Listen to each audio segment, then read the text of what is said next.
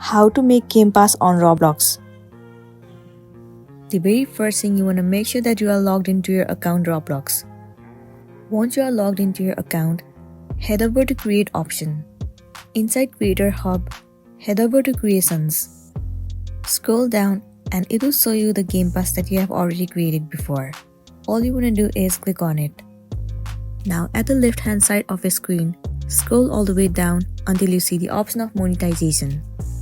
Inside monetization, proceed to passes. Tap on Create a Pass. In here, you have to give it a name and a description. You can also skip this part. So once you have entered, click on Create Pass. The pass has been created successfully. Now head over to this pass and then click on Sales over here. Toggle on this option Item for Sale. Enter the price and then click on Save Changes. Once you do that, you will be good to go.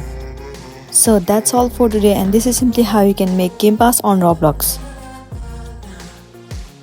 Make sure to smash the like button and consider subscribing if you found this video helpful. We'll see you in the next one.